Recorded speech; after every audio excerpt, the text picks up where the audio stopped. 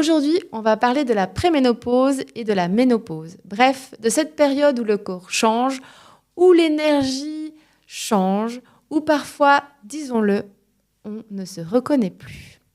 Fatigue, sommeil qui se dérègle, récupération plus lente, prise de poids, humeur en dents de scie. Et le problème, c'est que la plupart des femmes ne savent même pas de quoi on parle et qu'est-ce qui nous arrive à ce moment-là.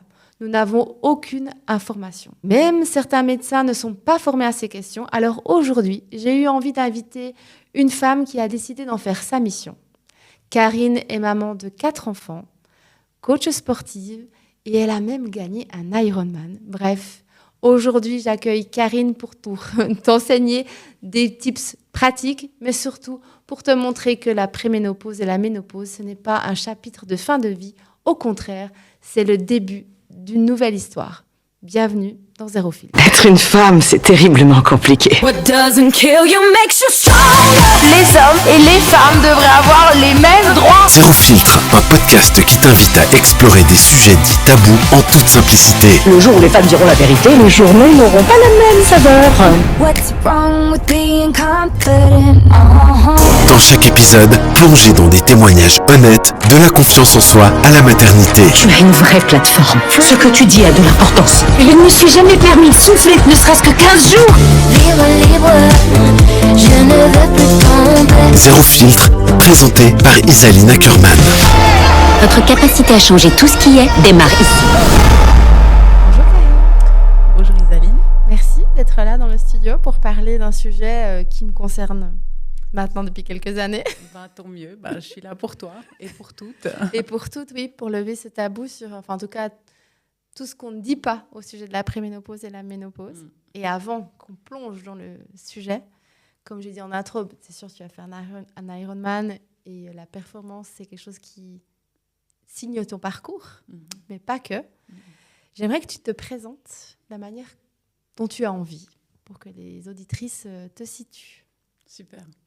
Alors, je m'appelle Karine Franière. Je suis, on va dire, une athlète passionnée. Je suis aussi une maman de 4 enfants, une grand-maman depuis quelques mois. Je suis entrepreneur, j'ai écrit un livre et actuellement, je suis vraiment une coach qui est, on va dire, dévouée au bien-être, principalement des femmes, mais je donne aussi du coaching sportif à des hommes et des femmes de tout âge. De tout âge. Ouais. Donc, maman de 4 enfants, ça nous fait un point commun. Grand-maman depuis pas longtemps. Mais la question que je pose à tous mes invités, je ne sais pas si tu as écouté les anciens épisodes. Partiellement, bien sûr. C'est qui es-tu sans ces rôles et sans ces casquettes? Super question. Alors, je suis une femme qui est connectée à elle-même, qui a toujours voulu trouver la clé du bien-être, de l'harmonie avec elle-même et forcément avec son entourage. Donc, c'est quelque chose qui t'anime depuis toujours? Depuis toujours, depuis que je me souviens. C'est assez fou, ouais. Cette clé du bien-être. Et c'est ça qui t'a mené aujourd'hui à ce que tu fais? Oui, certainement.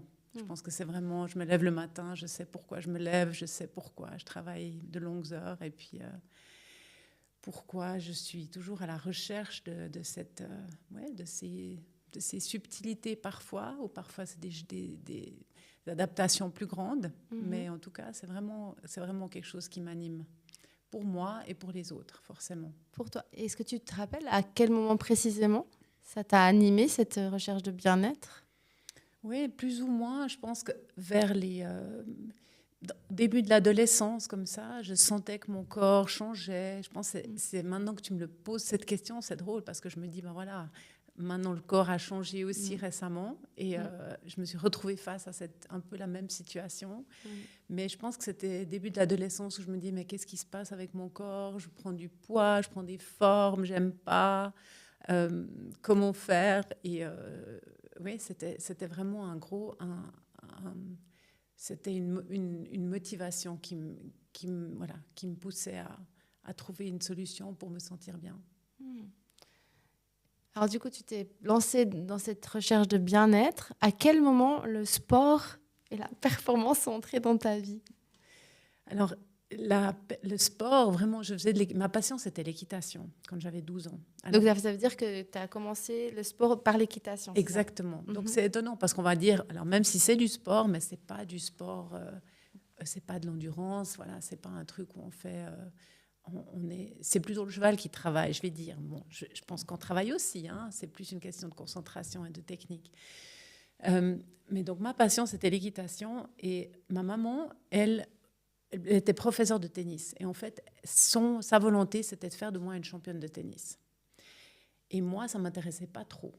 Par contre, elle m'a proposé un marché. C'était pour chaque fois que je prenais une leçon de tennis avec elle, elle était d'accord de m'amener au manège. Véridique. Mais donc non. en fait, c'était un sacré contrat, un sacré deal qui m'a rendu bien service parce que quelques années plus tard, j'ai perdu mon cheval. On a dû l'endormir parce qu'il avait eu des problèmes de santé. Et j'étais complètement détruite, en fait. J'étais tellement triste que je me suis vraiment plongée corps et âme dans le tennis que je maîtrisais grâce à elle. Et c'est comme ça que j'ai très vite performé dans des tournois. J'ai fait des tournois et puis j'ai très vite grimpé au niveau national, au niveau plutôt régional-national. Ouais. Et puis je suis devenue vice-championne vaudoise de tennis en quelques années. Mais c'était grâce à ma maman. Et ce que j'entends, c'est que tu as grandi dans une famille sportive, alors. Ouais. Et que le sport fait partie de tes racines.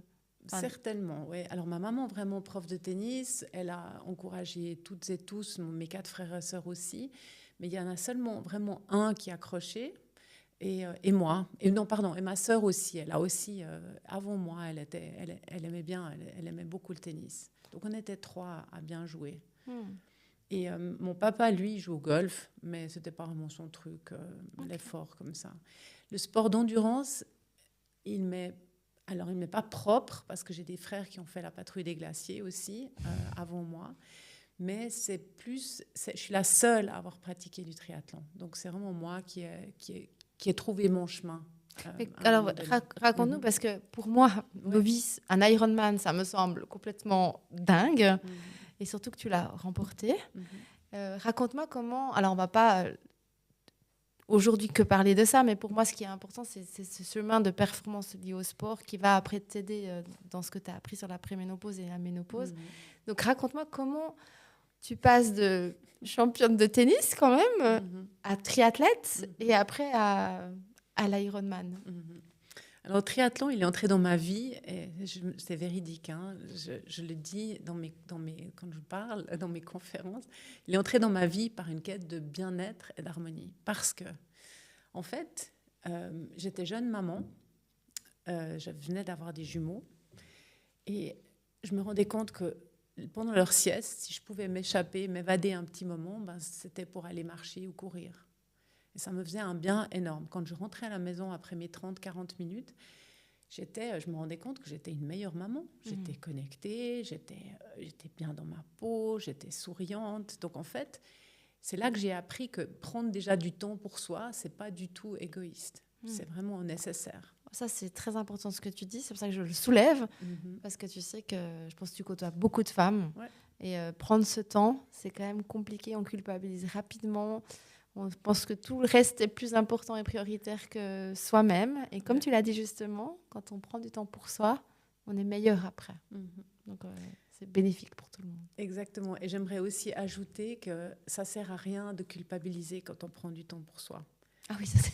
Parce que ça ne sert à personne, ni à soi, ni aux enfants. Eux, ils ne se rendent pas compte.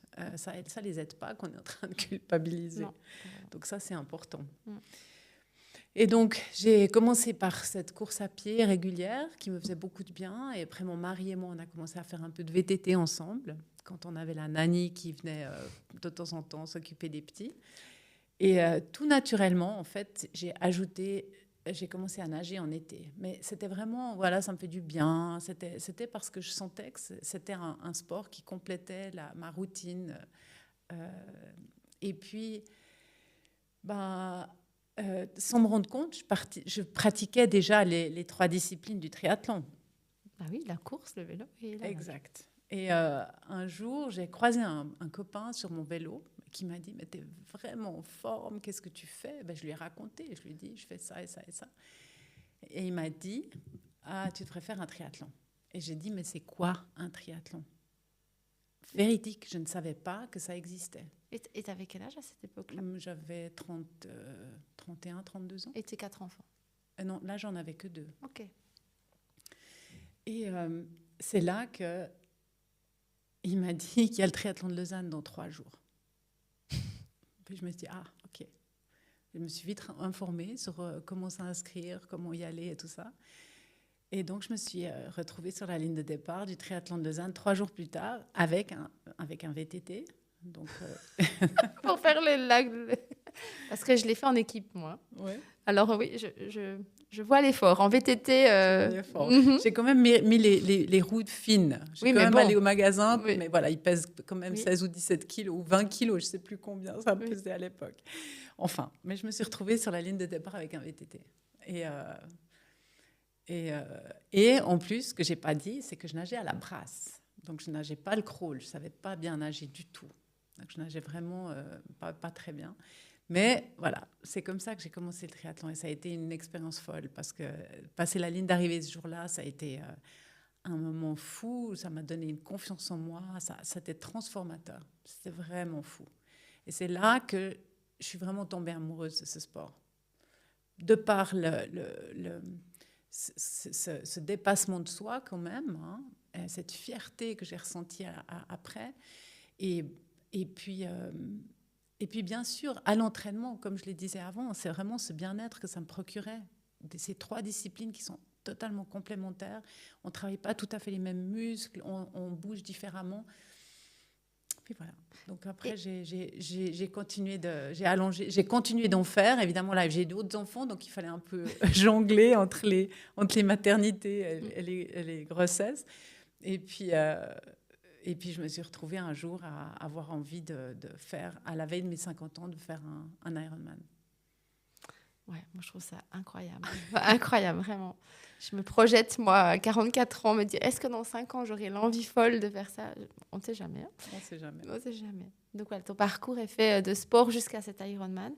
Et il y a un moment qui marque ta vie, justement, un moment particulier, et qui est lié à ce que tu nous as raconté au début. Est-ce que tu veux vite en parler?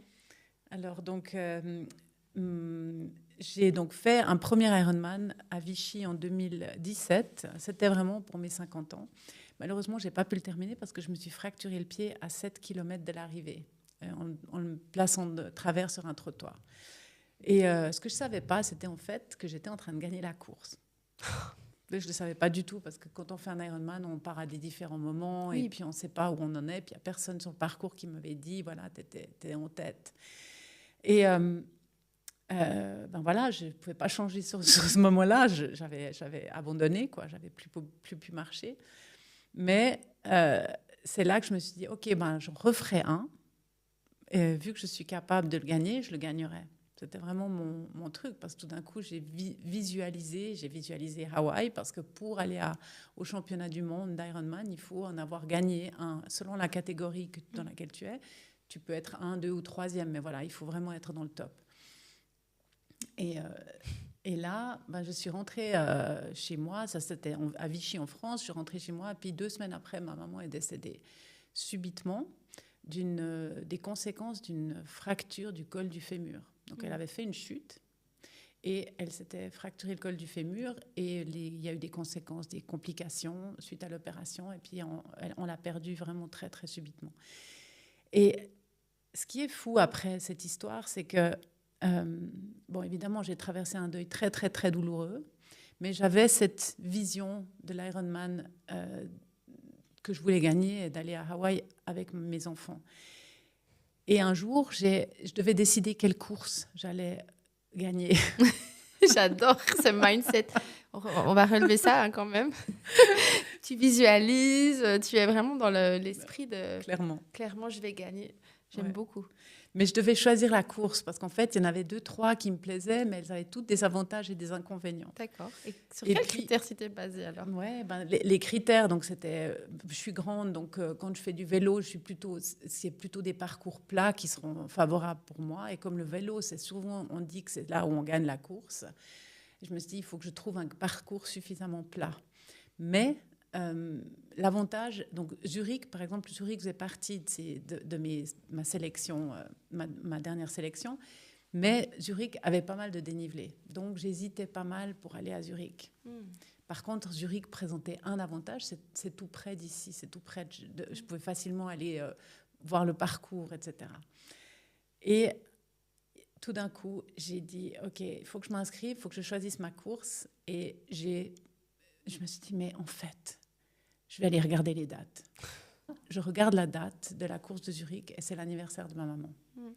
Et là, ça a été une évidence. Je suis descendue, je suis allée vers mes enfants, je leur ai dit, c'est bon, je sais.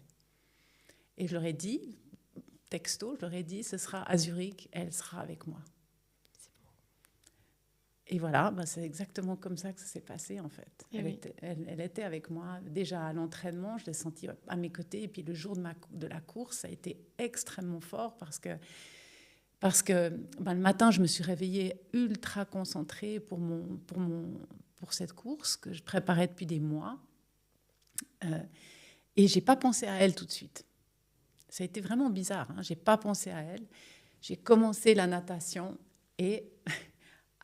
à peu près après 3 kilomètres, j'étais sur la dernière ligne droite et j'ai ressenti quelque chose dans mon corps, quelque chose de totalement fou, comme des frissons, comme quelque chose qui parcourait mon corps. Et en fait, j'ai pensé à elle. Je savais que c'était elle. Puis en fait, je me suis dit, ah mais oui, c'est son anniversaire. Elle est là.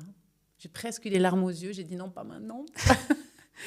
Puis voilà, puis après, elle était là avec moi toute la course. Et qu'est-ce que tu as ressenti au passage de la ligne d'arrivée? Je l'ai remerciée parce que c'était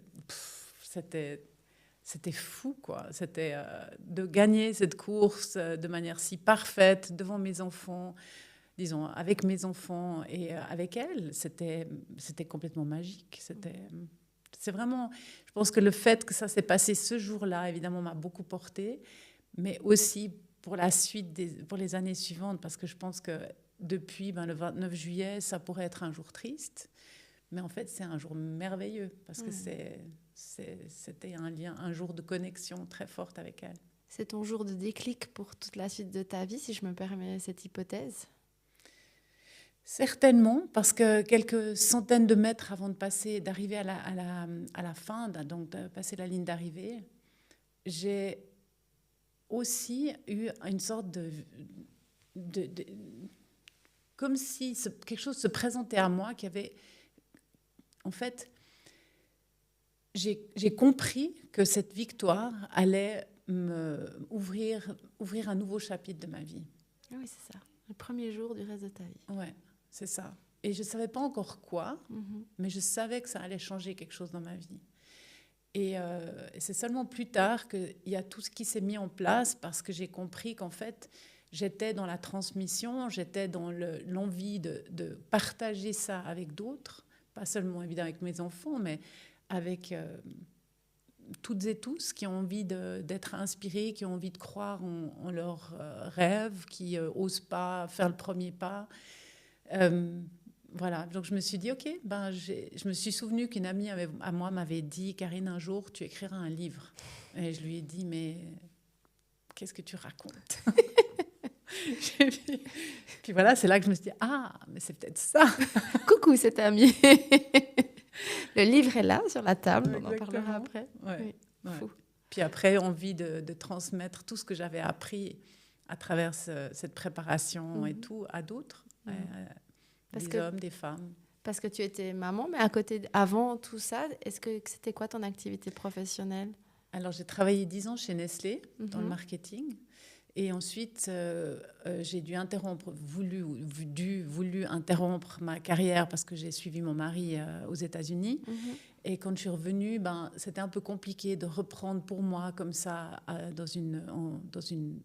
corporate, fixe. Donc, j'ai décidé de me mettre à mon propre compte et de travailler dans le marketing, la communication et la stratégie. Donc, j'étais vraiment là, un peu à mon compte depuis mon retour de New York. Donc en fait, ça va vraiment marquer vraiment un tournant parce que maintenant on sait que tu es coach, donc tu as quitté le monde du marketing et de la communication. Ok. Bon, quand je vois ton parcours, tout paraît simple et facile. C'est vrai, je me dis waouh, c'est très inspirant. Cependant, je pense que tu as eu des doutes. Oui, bien sûr. Bien sûr. Est-ce que tu peux nous parler à quel moment tu as eu des doutes et sur quelle forme ils se sont présentés? Est-ce que tu as déjà douté de toi? Alors, je dirais que je pense que j'ai plus douté de moi avant tout ça que après. Avant tout ça, c'est-à-dire avant ta maternité, avant l'Ironman, avant tout ça. Ouais, je pense que je doutais plus de moi avant parce que il manquait justement cette... je le disais tout à l'heure, je pense que d'avoir fait du triathlon, d'être la seule de la fratrie, de la famille même, avoir fait mon truc à moi. Tu vois, j'ai fait du tennis, bien sûr, j'ai fait de l'équitation, pas d'autres faisaient de l'équitation. Mais ça a été quelque chose, j'ai dit, OK, je prends ma place, en fait. Et comme le triathlon, c'est pas tout le monde pratique du triathlon, et encore moins en 2000, c'était combien, 2001, 2002, c'était vraiment pas le début, mais on n'avait pas tant de triathlon que ça. Donc je pense que ça m'a déjà, comme je l'ai dit, passer cette ligne d'arrivée, ça a été transformateur pour moi. Et j'ai gagné une confiance en moi que j'oublierai jamais. Ouais, c'était ma prochaine question. Qu'est-ce que ça t'a appris? Qu'est-ce que le sport t'a appris sur la confiance en toi, en tant que femme? Quand on veut, on peut. Ça, c'est ce que j'ai appris en tant que femme et ce que j'ai enseigné à mes enfants. Parce que je reviens très rapidement après. Je reviens après sur ce qu'on est en train de parler, mais j'ai remarqué que mes enfants, en me voyant atteindre mon objectif et mon rêve, ils se sont dit « Waouh, quand on veut, on peut ». En fait, maman, quand elle met les choses en place et qu'elle se donne les moyens, elle y arrive. Moi aussi, peut-être, j'y arriverai. Et j'ai vu des transformations chez mes enfants, qui étaient quand même des ados. Donc, ce n'était pas un âge forcément très facile. Donc ça, c'est la première chose. Mais pour revenir sur ce que m'a appris, je pense, le sport de manière générale, c'est évidemment ce que ça m'a donné, c'est cette confiance en moi. Et ça me donne encore aujourd'hui. Ça m'a bien sûr enseigné la discipline que j'avais, paraît-il, déjà en tant qu'enfant. J'allais dire, je pense quand même. Quand même un peu des bonnes graines, on va dire. Oui.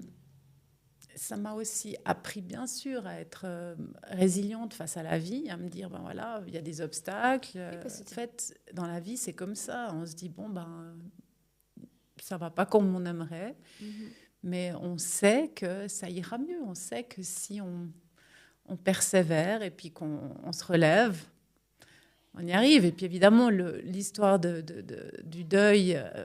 qui a été un mélange de profonde tristesse et de joie, ça montre en fait qu'on peut très bien se relever. Hein. Oui, mais j'aimerais quand même qu'on revienne sur ton « quand on veut, on peut ». Parce que quand on doute de soi, c'est quand tu me dis « quand on veut, on peut », est-ce que ça veut dire... ça veut dire que c'est moi qui ai tout en moi, ça veut dire qu'il n'y a personne d'autre qui va venir me sauver, c'est dans ce sens-là que tu le dis ou bien? Dans le sens que je suis mon propre moteur et que je suis aussi mon propre saboteur quand ça se passe mal? Alors certainement qu'on est, ça je dis souvent ça, qu'on a deux voix. On peut écouter cette voix-là qui nous dit t'es pas assez prête, tu t'es pas assez entraînée, t'es pas assez formée, t'es pas assez jolie, t'es pas assez ci, t'es pas assez ça. Moi, je l'appelle le saboteur, mais je l'appelle aussi le juge. Juste. C'est la voix du juge, c'est en fait un peu notre discours interne. Mhm. Malheureusement, il tourne en boucle. C'est celui-là, c'est toujours cette même voix. Quand on fait une petite bêtise, on s'engueule, on s'en veut, on se critique et tout ça. Puis après, on a une autre voix que je place ici sur l'épaule gauche parce qu'elle est plus proche du cœur. Et c'est cette voix-là qui nous veut du bien. C'est notre petit ange qui en fait, mais il n'a pas une voix très forte. On lui donne pas forcément la force qu'on devrait, qu'on pourrait. Puis je pense que c'est lui, c'est cette voix-là qui nous veut du bien et qui nous dit, vas-y, tu peux le faire, tu peux y arriver. Donc c'est ça que je pense, la première nuance. Mais il faut être très attentif à notre discours interne. Parce que notre discours interne, il tourne en boucle. Et il nous dit toujours qu'on est insuffisante, qu'on est insuffisant, qu'on n'est pas assez quelque chose. Et surtout quand on est un perfectionniste, c'est terrible. Et moi, je suis un peu perfectionniste sur les bords, donc ça n'a pas toujours été facile de croire en moi. C'est pour ça que je crois que avant l'Ironman et avant le triathlon, je doutais de moi. Je doutais. Pourtant, j'avais une carrière chez Nestlé j'avais fait une carrière chez Nestlé qui était brillante. Mais malgré tout, je doutais encore de moi. C'est très intéressant ce que tu dis. Mm-hmm. Donc en fait, tu t'es trouvée dans le sport et dans cette réalisation. Vraiment. Certainement. Je pense que c'est vraiment cette connexion corps-esprit qui est extrêmement puissante parce que en fait, le corps, parfois, il ne veut pas. On dit, le corps, il est fatigué. Il dit non, mais tu ne vas certainement pas me faire un entraînement maintenant. En fait, après, c'est l'esprit qui prend le dessus ou vice-versa. Donc, en fait, c'est cette connexion qui fait qu'on s'élève. Très joli. Donc, en fait, pour la confiance en toi, tu dirais qu'il faut s'aligner, c'est ça? Corps, esprit...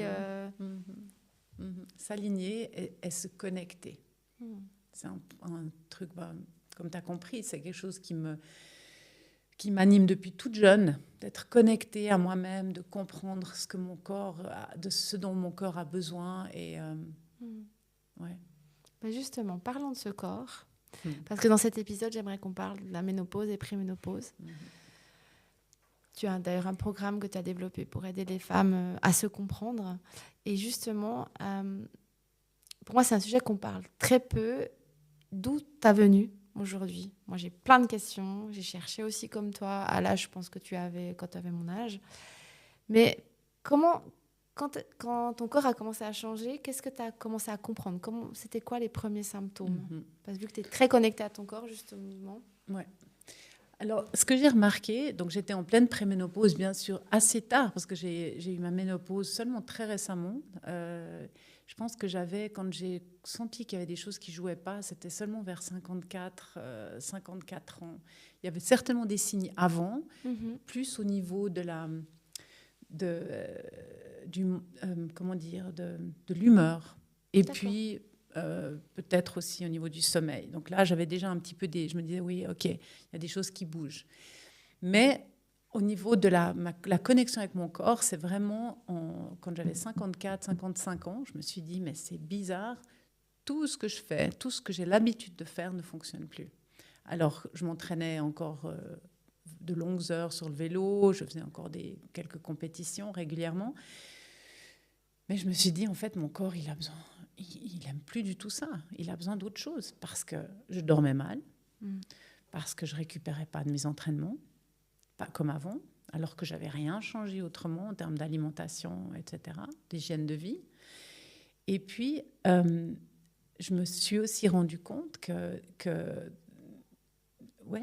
j'avais plus envie, j'avais plus de plaisir comme avant. J'ai vraiment senti que j'avais plus le plaisir que j'avais à m'entraîner. Il y avait une sorte de fatigue.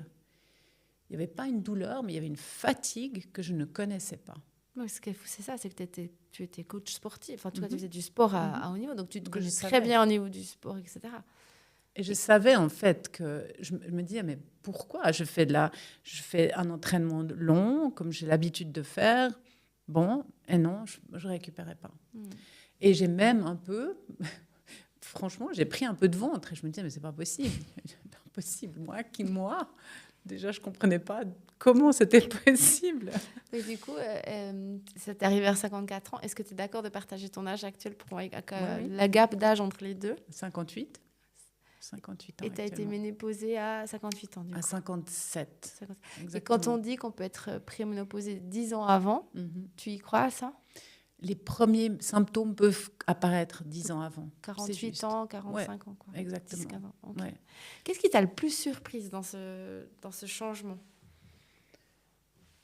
Le ventre, justement, la prise de poids, toi qui faisais beaucoup de sport. Alors, visible, oui. Oui. Et puis après, après coup, j'ai compris que toutes ces sautes d'humeur, ces problèmes de sommeil, l'intolérance à l'alcool, des choses comme ça, c'était tout lié. J'ai compris, mais évidemment, parce que je commençais à me renseigner, j'ai commencé à me renseigner sérieusement par rapport à tout ça. Et j'ai compris, je crois qu'on parle de 50 symptômes qui sont liés, qui peuvent être liés à la préménopause.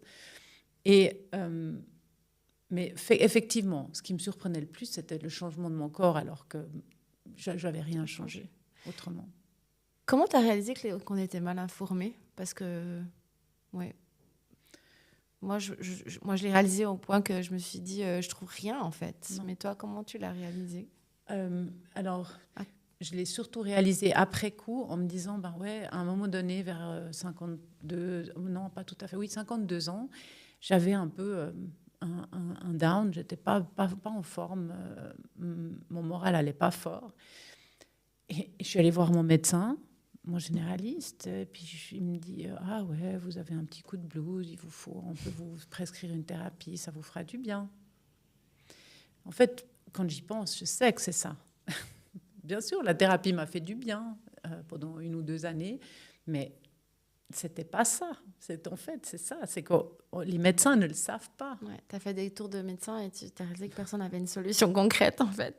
Est-ce que tu serais d'accord, on va y venir peut-être après, mais je rebondis sur... Tu as dit qu'il y avait plus de 50 symptômes.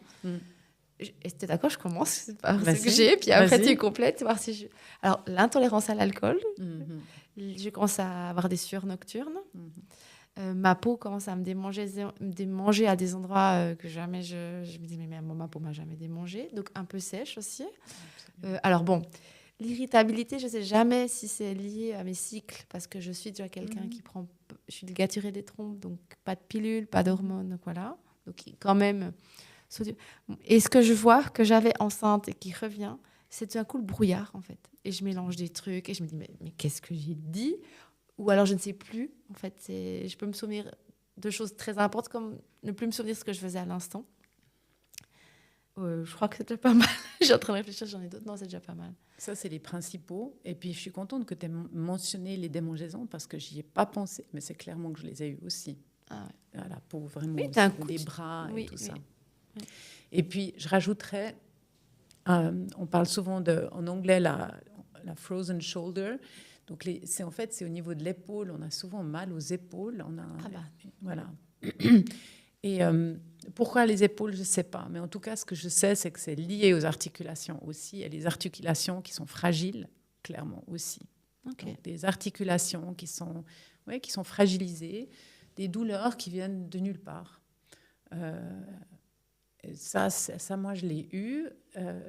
Et puis, autrement, voilà, les sueurs, les bouffées de chaleur à tout moment et le sommeil qui est perturbé à un point. Moi, je me réveillais systématiquement à 3 heures du matin. Je plus sois.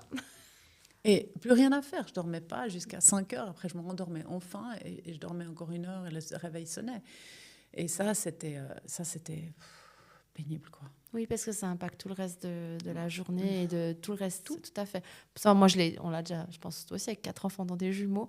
Quand les enfants ne dorment pas, on se retrouve dans des états de manque de sommeil qui se répètent. Ouais.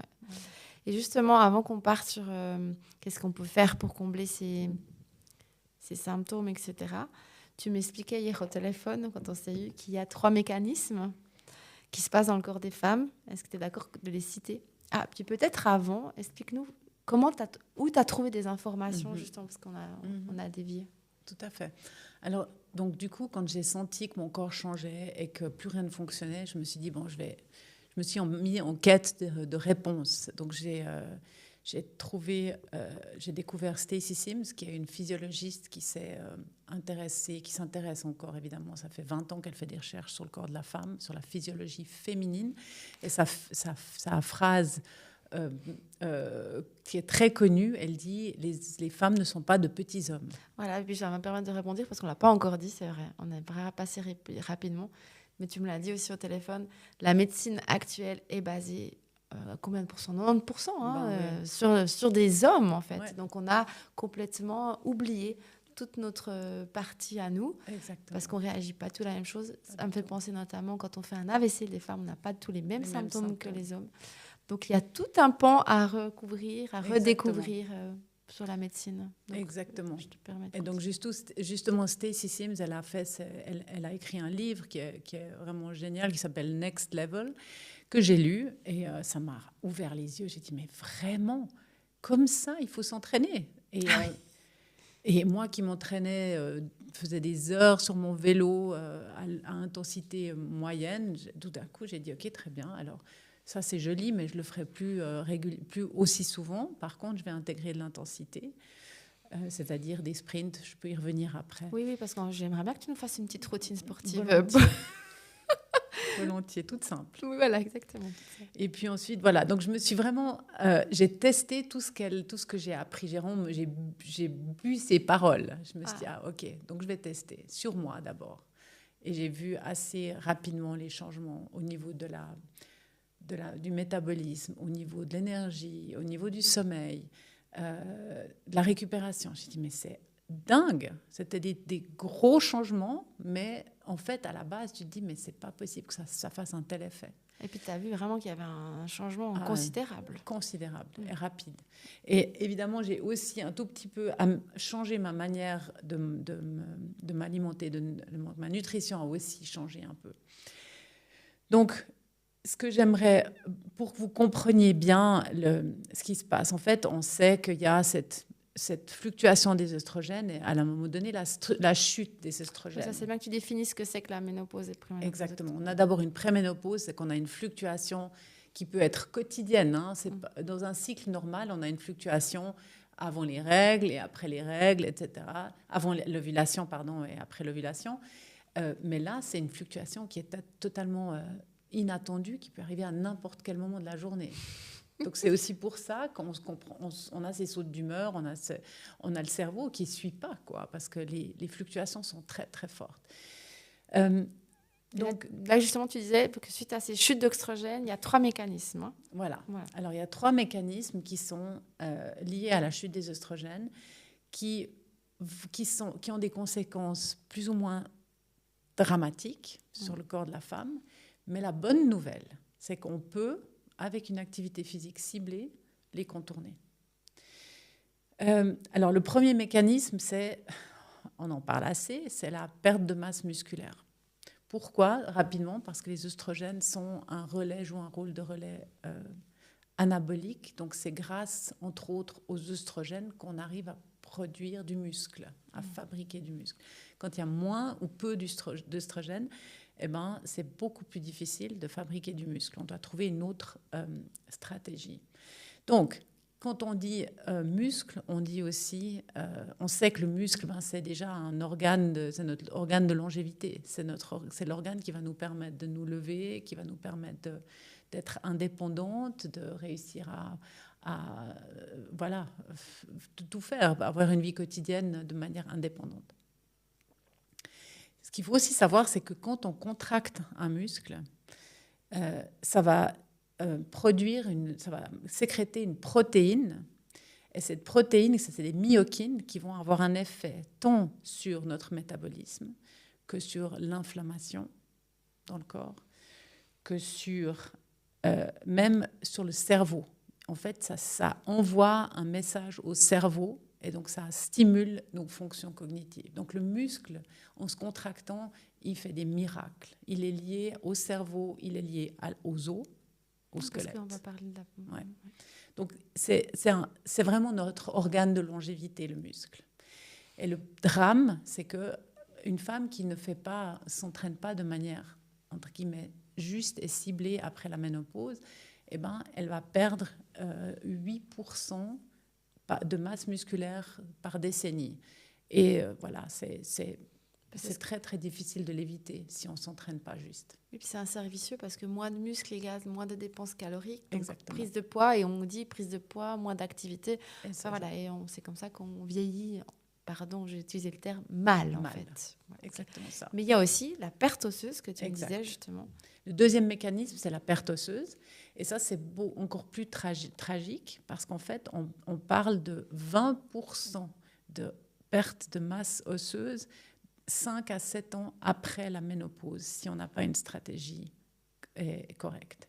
Et ça, c'est une vraie catastrophe parce que j'aimerais juste donner un chiffre là qui réveille souvent, qui donne un peu, qui fait peur. Un électrochoc, c'est ça? C'est un peu un électrochoc. 20%, donc les femmes de 60 ans et plus, qui ont une fracture du col du fémur, 20% d'entre elles décèdent dans l'année qui suit. Est-ce que tu as vu le petit clin d'œil que te fait la vie par rapport à ça? Ben ouais, évidemment, ça je voulais y revenir après, bien sûr. C'est le C'est lien. énorme. C'est le lien. Ouais, mais c'est énorme. Et la survie médiane de ces femmes, c'est 3,8 ans. Ça fait très, très peur. Ouais, mais surtout qu'on peut se le fracturer de manière très facile. Enfin, Voilà. on peut chuter d'un trottoir. Ben Enfin, voilà. Et pourquoi une femme qui va décéder entre guillemets, si facilement? Ben parce que généralement, ces femmes-là qui font cette fracture, elles sont déjà fragiles. elles ont déjà moins de muscles, c'est ça que tu veux dire? Elles ont moins de muscles et elles ont probablement un os fragile. Ok. Tu vas nous donner des pistes après comment entretenir Volontiers, ça. justement. Donc ça, c'est au niveau de l'os. Et l'os, encore un problème, c'est que l'os qui se fragilise, c'est silencieux. On ne le sent pas, on ne voit pas, on ne sent pas de douleur jusqu'à la fracture. Donc en fait, c'est là où il faut être très, très attentive. D'accord. Et puis, le troisième mécanisme, c'est lié au taux de stress, au taux de cortisol. On parle beaucoup de cortisol chez les femmes en ménopause. Et pourquoi? De nouveau, parce que les œstrogènes jouent un rôle, régulent notre stress. Et quand on n'a pas les œstrogènes, on a tendance à avoir un taux de cortisol plus élevé, qui reste aussi plus élevé de manière générale. Donc, on doit faire ultra attention à notre cortisol. Et là, de nouveau, l'activité physique peut jouer un rôle très, très important. Alors, je vais vous expliquer comment l'activité physique peut le faire. Donc, quelle est la stratégie qui est ciblée? On va chercher, bien sûr, à développer la masse musculaire, développer la masse osseuse et réguler le cortisol. Ça, c'est vraiment les 3 objectifs. Et la clé pour le faire, c'est le mot-clé, c'est l'intensité. L'intensité, pourquoi? Parce que tant qu'au niveau du travail de la masse musculaire que du cardio, le travail à haute intensité, et quand je dis haute intensité, c'est je donne le maximum que j'ai, par exemple, en cardio, sur 10 secondes, 15 secondes, un effort maximum, donc à vitesse maximale, pendant 15 secondes. Ça va provoquer une réponse. Ça va bien sûr faire monter le taux de cortisol sur le moment, mais ensuite, ça va avoir une réponse, une adaptation après effort qui va faire redescendre le cortisol grâce aux hormones qu'on sécrète, à savoir les hormones de croissance et la testostérone, qui vont être stimulées grâce à cette intensité maximale. Donc, ce que je retiens, c'est que pour contrer sur les 3 choses que tu nous as dit, donc la perte osseuse, la perte musculaire et la montée du cortisol, c'est le mot intensité. Donc déjà, tu viens de donner un tips, s'entraîner à haute intensité pendant des courtes durées. Exact. Est-ce que tu as un tips pour la perte musculaire et osseuse aussi? Absolument. Alors, le mot intensité reste valable pour le muscle. Pourquoi? Alors, d'abord, je vais dire comment. Attention, quand on n'a pas fait de musculation, qu'on n'a pas l'habitude de travailler la force, on ne va pas commencer directement comme ça. Il faut y aller, on doit mériter le droit de porter des charges. D'accord ? Donc, on y va progressivement. Ça peut prendre 6 mois, ça peut prendre 9 mois, mais il vaut mieux commencer le plus tôt possible. On commence avec du poids de corps, ok ? Et après, on augmente, on met des charges, on porte des charges de plus en plus lourdes. L'idée, c'est d'arriver avec une charge qui représente environ 80% de ce qu'on arrive à porter sur une répétition. Donc, par exemple, si je mets une barre sur les épaules pour faire un squat, on peut le tester de différentes manières, mais on va se dire, si j'arrive à faire un squat, le 100% le poids maximum que j'arrive à mettre sur les épaules pour un squat, ça c'est mon 100%, eh bien, après, on va travailler à 80%. Ça veut dire que c'est lourd. C'est très, très lourd. Mais exemple, donne-moi un chiffre. Par exemple, je fais 50 kilos, j'arrive à porter, je sais pas... Je pense que tu arriveras à porter facilement 40. Ah, la vache! Oui, facilement. Sur 80%. Donc, je pense que toi, tu arrives à porter 50 kilos. Si tu t'entraînes, tu arriveras à porter 50 kilos sur un squat. Un squat. Okay, exactement. D'accord. Donc, ce que tu es en train de nous dire, c'est qu'il faut se mettre à la muscu, les filles. Absolument. Et le plus tôt possible. Le plus tôt possible. Et commencer par le poids de corps et progressivement apprendre le mouvement juste et gentiment porter des poids. On peut commencer avec une haltère devant soi et gentiment, si on a une salle de gym à disposition, de mettre la barre olympique sur les épaules. D'abord sans poids et gentiment progresser. Et à la base, on veut faire ces répétitions et de nouveau, ce n'est pas beaucoup de répétitions, c'est 5 répétitions. De nouveau, tu dis intensité. C'est là, c'est de nouveau l'intensité. Et ce qui se passe là, et c'est intéressant, ce qui va se passer, c'est que on demande au corps un tel effort qui est à l'instant même, on lui demande de porter une charge tellement lourde qu'en fait, il va contourner les œstrogènes qui sont plus là, le relais anabolique des œstrogènes, pour aller demander au système nerveux central, aide-moi. Maintenant, j'ai besoin que tu fabriques du muscle. Et ça va se passer comme ça. Donc, c'est vraiment, on utilise un autre relais pour atteindre notre objectif. Et ça marche. On développe la masse musculaire comme ça, après la ménopause. Et j'encourage toutes les femmes qui écoutent, qui sont pas encore ménopausées, mais qui ont peut-être 40 ans et qui se disent, je fais quoi ? Je veux préparer ma ménopause de manière idéale. Commencez maintenant. Parce que si tout ce que vous pouvez faire avant la ménopause, c'est déjà beaucoup plus facile de développer la masse musculaire à 40 ans qu'à 55 ans, parce qu'on a les œstrogènes qui sont là, qui vont nous aider ultra bien. Et en fait, après, on commence la ménopause avec un capital musculaire élevé. On maintient après, plutôt qu'on construit. Okay. Exactement. Et puis, pour la masse osseuse, la masse osseuse, elle va profiter de ce travail musculaire. Comme je l'ai dit tout à l'heure, le muscle, il communique avec l'os. C'est pour ça qu'on dit la musculation va renforcer l'os. Donc en fait, on fait une pierre deux coups. Et ce que j'ai compris, c'est que même avec ça, ça aide aussi pour le cortisol. Exactement. Et le cortisol, c'est vraiment l'intensité, c'est le cardio très court à très haute intensité qui va faire baisser le cortisol. D'accord. Et en matière de suppléments, de compléments alimentaires, est-ce que tu as des recommandations ? Personnellement, je prends du magnésium depuis toujours. Et là, je me suis renseignée pour voir est-ce que je devrais prendre de la créatine, qui était, je sais, réservée aux bodybuilders. On a cette croyance-là, mais que j'ai lu qui pouvait être très bénéfique pour justement construire les muscles. Quelle est ta position par rapport à ça ? Qu'est-ce que tu peux nous conseiller ?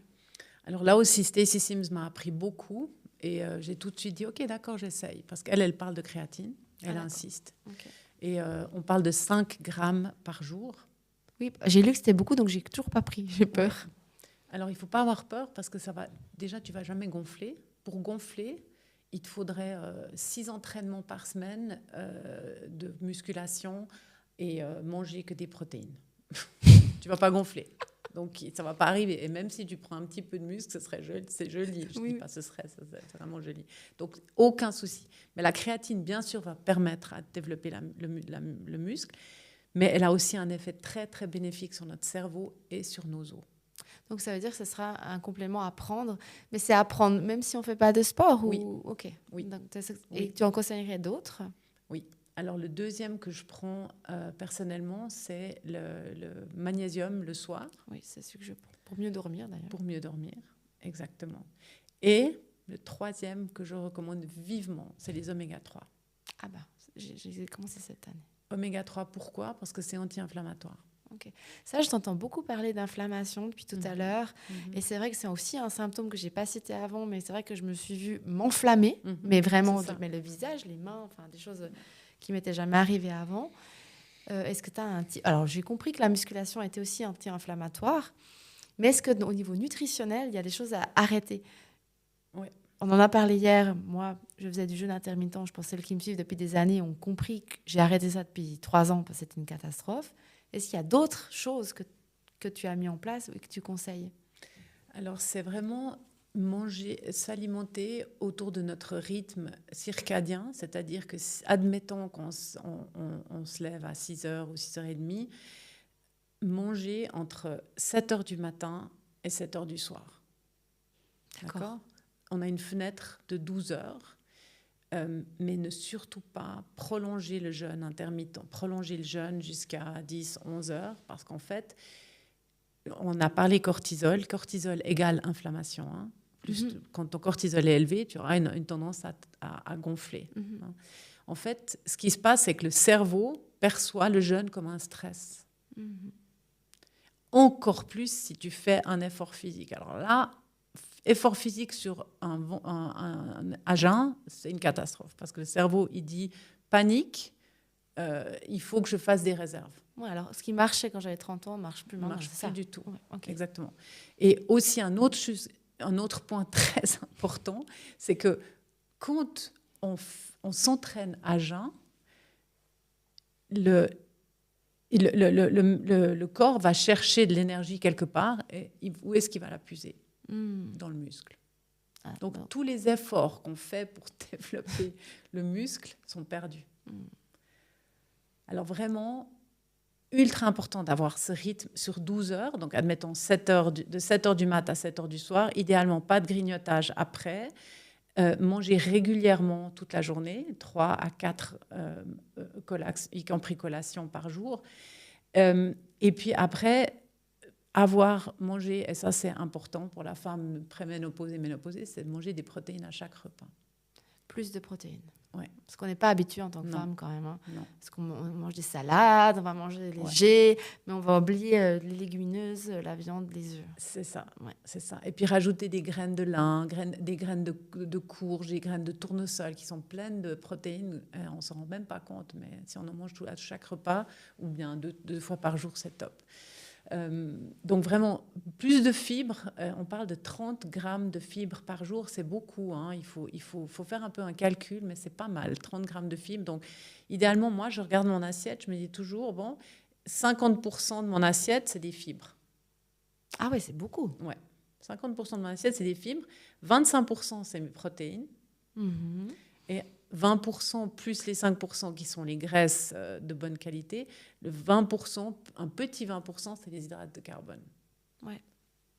Et ce que je fais comme conseil, un petit peu ma copine, c'est que souvent, à la limite, les hydrates de carbone, je ne les mets même pas sur mon assiette. Ouais, je veux dire, moi, j'en mange quasiment plus, Ouais. en fait. Et je mange tout mon plat, et si je me dis, ah ouais, un petit bout de pain, ça me comblerait encore ça, je le mange, mais sinon, je ne le mange pas. Ok, intéressant. Bah écoute, je te propose un petit jeu rapide. Vas-y. Ça va peut-être justement lever les autres, je sais pas, interrogations. C'est un petit vrai-faux. Ok. Tu peux développer après. Donc, après 40 ans, le cardio est le meilleur sport pour les femmes. Faux. Tu nous as expliqué pourquoi avant. Le jeûne intermittent est une bonne idée pour les femmes après 40 ans. Catastrophe. Après la ménopause, on est condamné à perdre du muscle. Oui, vrai. Si on fait du sport, on évite complètement les effets de la ménopause. Alors, à 80%, ouais, on peut. Donc quand même, mettons-nous au sport. Ah mais ouais. au sport Ciblé. ciblé. Oui, juste. Je fais une parenthèse pendant que j'y pense. Est-ce que mon cours de bike pendant 45 minutes avec les filles dimanche, c'était une bonne idée? C'est du HIIT, c'est intense. C'est ça? Bah, c'est tu sais, Tu on transpires pédale à pendant fond. que j'ai transpiré dans des endroits que j'avais pas fait depuis longtemps. Ouais. Alors, si tu as... on va appeler ça, c'est du HIIT. Hein. Le HIIT, malheureusement, il est que bon pour toi si tu as chaque fois si c'est un intervalle. Donc, si par exemple, tu fais 3 minutes à fond et que tu as, admettons, 2 bonnes minutes de récupération. Et de nouveau, 3 minutes, 2 minutes. Moi, ce qui me fait peur dans ces séances de 45 minutes de HIIT de vélo, c'est que c'est 35 minutes où tu donnes tout. Quoi. Ah, je veux te dire, c'est ça. Parce que c'était des moments, 2 minutes, 3 minutes de musique, 30 secondes de récup et on repart. Ouais. Donc, en fait, c'est pas le sport idéal. C'est pas idéal. OK. Donc, en fait, ça va faire le contraire, ça va inflammer mon corps plutôt que me faire du bien. Exactement, tu as Ok. tout compris. Bon, voilà, c'est fait. OK. Faire seulement du yoga ou de la marche suffit pour garder du muscle après 40 ou 50 ans? Pas du tout. Malheureusement, pas du tout. Le yoga, c'est super pour garder la mobilité, pour garder le gainage, mais c'est pas notre pain quotidien. Et ce serait quoi le pain quotidien, idéalement? Ouais. Donc, c'est la marche, 3 fois par semaine, une marche rapide, c'est super, ou bien une course légère, tout tranquille. Une séance de sprint par semaine. OK. Et 2 à 3 séances de musculation. Oh la vache, tu changes tout mon quotidien, mon organisation, là. Pourquoi 3 fois? Parce que le muscle, l'adaptation musculaire, elle est perdue après 72 heures. Donc, si tu travailles le lundi et le jeudi, c'est ton dernier, c'est le Dernier jeudi, moment. C'est le dernier moment pour reprendre, pour restimuler le muscle. Et vu que c'est très tendance, le Pilates Reformer, t'en penses quoi? C'est bien, mais c'est pas suffisant. Donc vraiment compléter avec de la musculation et de la marche. Et lourde, ouais, donc chargée, Exactement. quoi. Par contre, ce qui est bien avec le Pilates Reformer, c'est que tu vas apprendre, tu auras une conscience de ton corps, tu vas apprendre, tu vas muscler profondément ton corps, ça c'est sûr. Mais dès que tu as ça, il faut commencer à travailler les poids, avec les poids. Le café fait monter le cortisol. Oui, c'est vrai, avec une petite nuance, c'est qu'il ne faut simplement pas le boire le matin à jeun. Il faudrait le boire. Un café, c'est super, mais attendre, je ne sais pas, vers 9-10 heures du mat, en font plus ou moins 2 à 3 heures après le réveil. Mais pas le boire à jeun. Parce que ça fait vraiment monter. Déjà, le cortisol qui est élevé au réveil, ben, il le fait encore monter beaucoup plus et ce n'est pas nécessaire. On n'a pas besoin de ça. Je termine avec mon vrai-faux. Je voulais rebondir. Ouais. Est-ce que tu veux poser une autre question justement sur le vrai-faux ou tu penses que non, c'était super. Ok. Mais alors, quand on est maman, on est forcément un peu stressé. Donc, tu me parles de cortisone, qui est l'hormone du stress. Est-ce qu'il y a d'autres astuces? Parce que moi, j'ai testé le cannabis, l'huile essentielle pour dormir. Alors, je t'avoue, des fois, ça marche, des fois, ça ne marche pas. Je ne sais pas pourquoi. Le magnésium est beaucoup mieux. Je ne sais plus le terme, mais il y a un magnésium particulier pour dormir. Oui. Est-ce que tu as d'autres astuces autres que le sport pour baisser ce cortisol avant qu'on passe sur la suite? Alors, je pense que bien sûr, on parle de techniques de respiration pour gérer le stress, pour diminuer. Si on a tendance à être un peu bileuse comme ça, je pense qu'il y a pas mal de techniques de respiration qui seraient utiles. Je suis sûre que le yoga fait beaucoup, beaucoup de bien pour ça. Personnellement, je prends rien pour me calmer. Mais je pense que de manière 360 degrés, de manière systémique, voilà, je trouve mes mots, je pense que la musculation pourrait détendre. Parce que quand je me revois faire les entraînements avec mon fils qui est sportif pour le foot, donc il a un vrai entraînement de renforcement. Quand je me vois faire avec lui de manière régulière, je dors mieux. Donc j'imagine que quand même on revient à ça. On revient à l'astuce, si on ne veut pas prendre de choses pour se calmer, que le mouvement est un anti-stress. Le mouvement est justement ciblé, c'est-à-dire soit je vais chercher cette intensité maximale 4 à 5 fois, 4 à 5 répétitions sur 10, 20, jusqu'à 30 secondes maximum, Ou bien la marche dans la nature, c'est vraiment aussi un effet super déstressant. Et puis bien Prenez un sûr, chien. la musculation qui va te fatiguer, mais qui va te faire du bien. La marche avec un gel à lester, tu conseilles? Ça Pourquoi renforce. pas? Ok. Ouais. Donc en fait, on a retenu, nouvelle routine, c'est marcher les filles, faire de la muscu 3 fois 4 par semaine et du sprint, Exact. du coup. Exactement. 1 fois par semaine, l'intensité. Incroyable. Et ajouter, si possible, j'ai oublié d'en parler avant, j'aime bien, moi, dans mes séances de musculation, pour stimuler encore un peu plus l'os, j'aime bien ajouter des sauts. Donc, par exemple, je vais faire mes squats et juste derrière, je vais faire 10 sauts. Des sauts sur place, hein. Ok, C'est ok. juste pour stimuler le squelette. Ok, intéressant. Mhm. Bon, j'ai tout noté. Vous avez tout noté, les filles. Il y a un mot que j'utilise que j'aime beaucoup, c'est la ménopositivité. Est-ce que tu peux nous en parler? Et pourquoi tu dis que c'est un nouveau départ? Ben ouais, c'est comme ça que je l'ai vécu, parce que finalement, après cette période un peu pénible de recherche, d'essayer de comprendre ce qui se passait dans mon corps, ben, en fait, j'ai compris que j'avais trouvé la clé, les clés. Ça m'a pris quelques temps, hein, mais... Et puis finalement, je me dis, ben, maintenant que c'est fait, maintenant voilà, que je suis ménopausée et que j'ai trouvé les clés du bien-être, ben, c'est vachement cool, parce qu'en fait, on n'a plus, il y a plus ces fluctuations hormonales, c'est fini. Mais tu vends du rêve, là. C'est le rêve, ouais. Il n'y a plus. Il y a Mais donc, plus ça veut dire de que tu es saut beaucoup plus d'humeur. stable Beaucoup émotionnellement. plus. Il n'y a plus du tout de... Vraiment, je me dis, ok, non, je suis... Donc, en fait, là, tu nous vends une cinquantaine, soixantaine, sereine, paisible. Ben Une femme qui a passé tout ça, je crois qu'aussi, elle a... Et ça, je ne suis pas assez documentée, mais j'ai entendu un ou deux trucs qui sont vraiment intéressants. C'est que la femme qui est ménopausée, ben, elle a plus... Et hormonalement, elle doit plus s'occuper, donc elle a plus cet instinct de s'occuper d'un enfant et tout ça. Donc elle peut enfin s'occuper d'elle-même.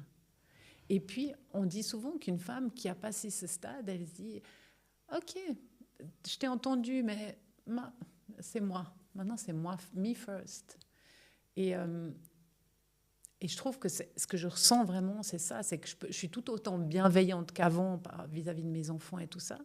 Mais voilà, c'est mon bien-être qui compte avant tout.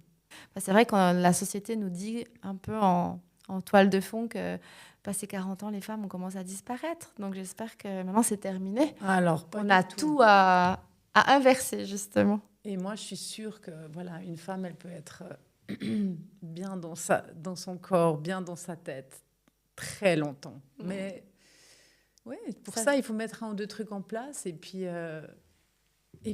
avoir envie déjà avoir envie d'y croire, parce que je pense que ça, c'est pas toujours facile. Hein. Comme tu dis, on entend, ah ouais, la date, c'est périmé, quoi. Oui, bon, on a l'image, tu sais, j'en parlais l'autre jour, je sais pas quelle image ont les femmes de 40 ans ou de 50, 60 ans. Ils pensent qu'on est au coin du feu avec une permanente et puis on est en train de tricoter. Je pense qu'on a encore cette croyance-là. Il faut que ça soit mis à jour maintenant. Exactement. On a d'autres images. D'ailleurs, en parlant d'images, je vais te proposer un petit moment un peu différent. Donc, on va juste essayer d'installer là, pas que... Donc, ça va, tu te vois? Moi, je me vois. Alors, aujourd'hui, quand tu te regardes dans ce miroir, est-ce que tu te sens libre? Alors, totalement libre, ouais. Totalement. Je me sens libre, ouais. Et de quoi es-tu profondément fière? Mais que tu n'oses peut-être pas dire à voix haute.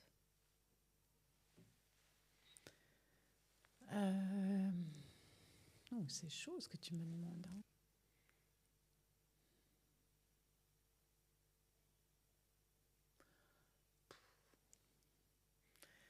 Hein. Je suis profondément fière d'être cette Karine que je suis devenue, d'avoir surmonté beaucoup d'épreuves.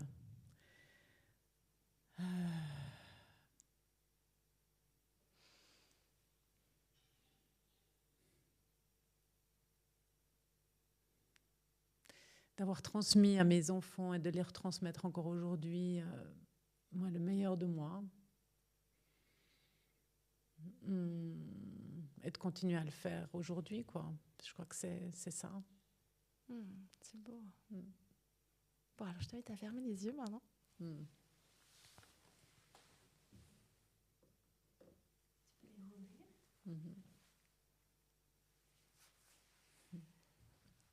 C'est toi, cette petite fille. Prends quelques secondes pour la regarder. Et qu'est-ce que tu aimerais lui dire que personne ne t'a dit à l'époque?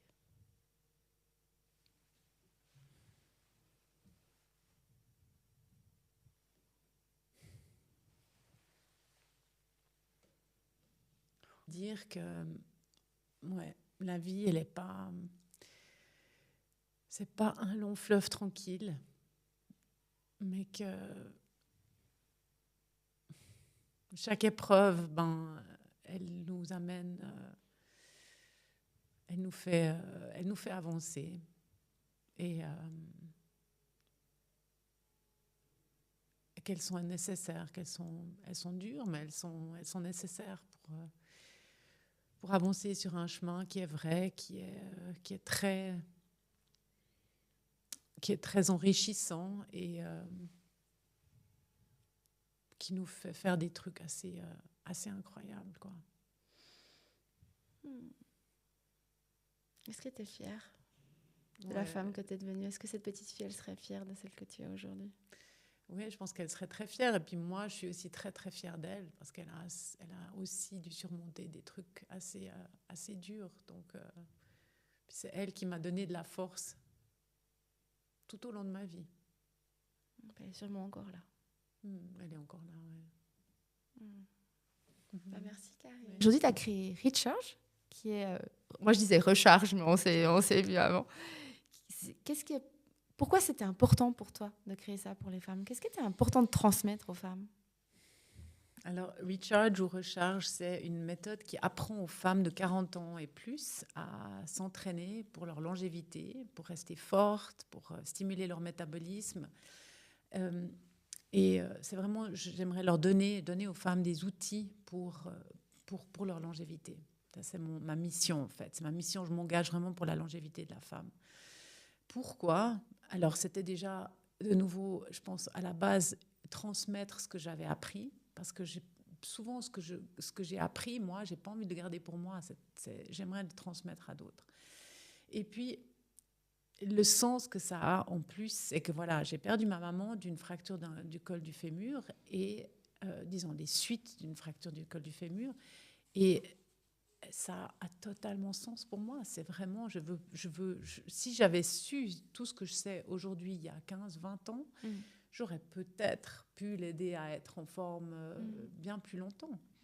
Je m'en veux pas, évidemment, mais je me dis, si je peux éviter ça pour d'autres femmes, je le ferai très, très, très volontiers. Et on a dit que ça avait fait un clin d'œil à ton parcours, juste avant. Exactement. S'il y a des femmes aujourd'hui qui ont 40, 45 ans, 50, 55 ans, qui sont épuisées, t'aimerais leur dire quoi? Que l'activité physique, elle ne va pas vous épuiser plus. Elle va vous donner de l'énergie. C'est vraiment une routine à commencer aujourd'hui qui va vous faire un bien énorme. Déjà, très rapidement, vous allez sentir les bénéfices de cette activité régulière.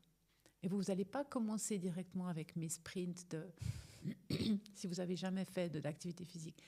Par contre, commencez avec, je ne sais pas, 5 fois 10 minutes par semaine. 5 fois 10 minutes. J'ai d'ailleurs, Recharge prévoit ça pour les femmes qui n'ont pas du temps, qui n'ont pas de temps ou qui ne savent pas par quoi commencer, pour qui c'est trop. Elles disent, ah mais non, je ne vais pas aller certainement pas dans une gym et tout ça. C'est à la maison, dans votre petit salon, ou je ne sais pas, avec le poids du corps, peut-être 1 ou 2 haltères, basta. Mais ça va vous donner de l'énergie, ça ne va pas vous en prendre. Ça va vous donner, c'est des trucs, c'est magique en fait. Donc, commencez à bouger avec notamment ton programme, ou si on n'a pas envie, toute seule. Mais ton programme, donc, c'est en ligne. Et on y adhère comment c'est un abonnement, raconte-moi. Alors, j'ai différents programmes déjà actuellement. Pour ce que je viens de mentionner, donc ça s'appelle le Starter Kit. C'est un truc sur 3 semaines, 3 semaines avec 5 fois 10 minutes par semaine. C'est vraiment totalement accessible pour quelqu'un qui n'a pas l'habitude, qui veut s'y remettre ou qui veut s'y mettre. En ligne, à faire chez soi avec le minimum d'équipement. Un tapis de yoga et une ou deux paires d'haltères. Une paire d'haltères, basta.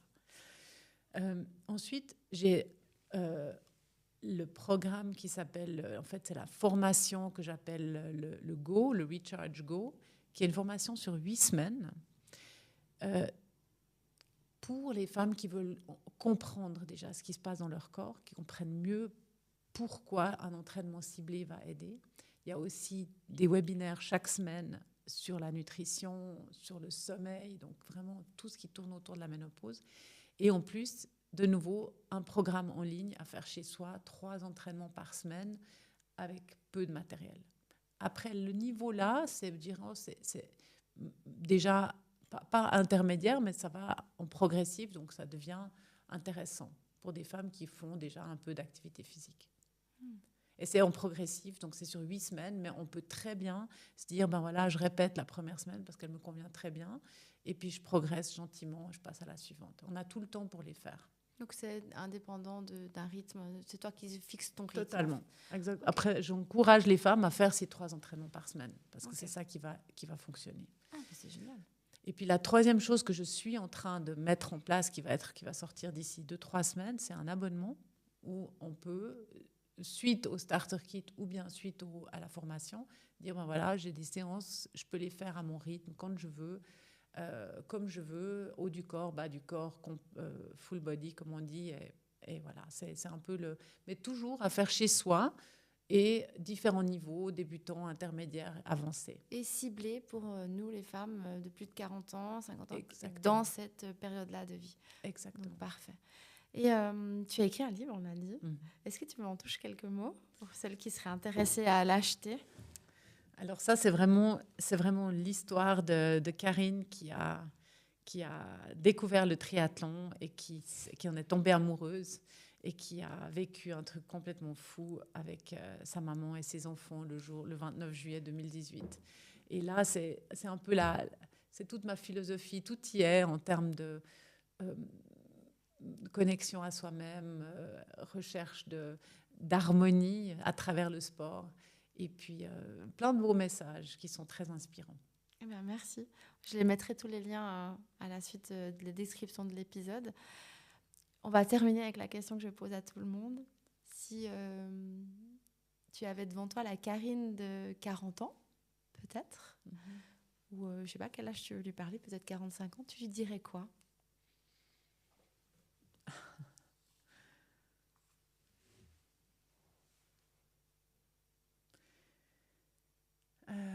Je lui dirais de lire maintenant sur la ménopause et de se renseigner, ce que j'ai fait seulement à 55 ans.